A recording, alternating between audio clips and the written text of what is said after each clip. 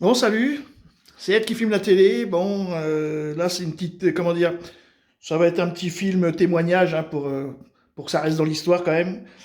Parce que, bah, en fait, donc on est le mercredi, on est jeudi 18 mars 2021, et donc on vient d'apprendre le confinement. Bon, donc on est reconfiné, quoi, alors pour un mois, alors couvre-feu 19 h, confinement, confinement, ça veut dire tous les magasins qui sont pas alimentaires ou je ne sais pas trop quoi sont fermés, donc tout est fermé en fait, voilà. Puis on a le droit de faire tout ce qu'on veut, sauf que bah il n'y a pas de magasin, bon voilà quoi, donc tu as le droit de te promener ou tu as le droit de je sais pas.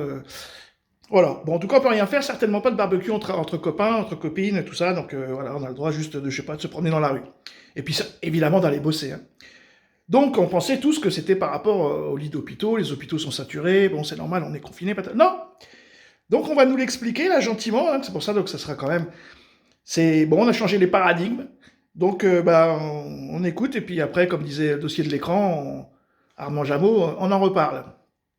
Accepté qu'ils nous aient annoncé qu'ils allaient faire ceci et cela, qu'ils n'aient rien fait, que la Cour des comptes mène le point. Alors là, bon, moi, c'est Ekel et Jekyll, hein, ça c'est. Pays qui ne fonctionne pas comme Israël, comme l'Angleterre.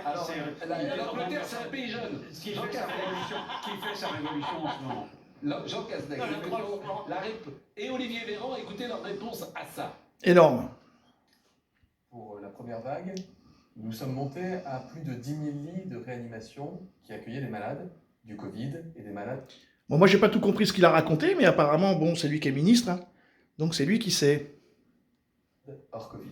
Nous montons en charge et nous déployons les lits de réanimation au fur et à mesure des besoins. Ces besoins, ils vont vite. Chaque jour, dans les hôpitaux parisiens, il y a entre 20 et 50 malades de plus en réa que la veille. Donc ça nécessite de dilater, ça nécessite de transformer des unités de soins. Hier où nous étions, ils avaient déjà augmenté de 14 à 18 lits. Et ils peuvent encore augmenter à 22 lits. Et ils pourront, si besoin, augmenter à 25 lits. Mais comment est-ce qu'ils feront? Ils arrêteront toutes les chirurgies.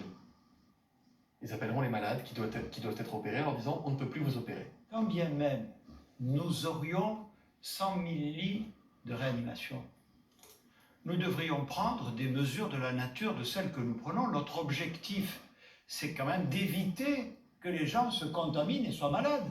La finalité de tout ça, c'est pas que les gens finissent dans des lits de réanimation. Et donc c'est bien par des mesures, par la vaccination, je le répète, par des mesures de freinage, par évidemment le respect de tous les gestes barrières, que nous luttons contre cette épidémie. Bon, tout le reste, c'est du baratin, il nous raconte la même chose depuis longtemps. Bon. Donc, du coup, ce qui est quand même intéressant, c'est que le mec, il dit, bon, même si en France, on a 100 000 lits, 100 000 lits de réanimation, ce qui paraît, bon, d'accord, eh ben, il nous confinerait quand même.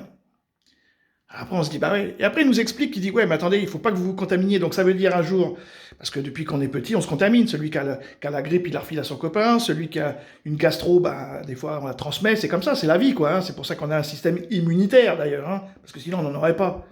Bon, si maintenant, il nous dit, ouais, les gars, vous n'avez plus le droit de vous contaminer, vous n'avez plus le droit de tomber malade, bah ça sous-entend qu'on va être confiné à vie, hein.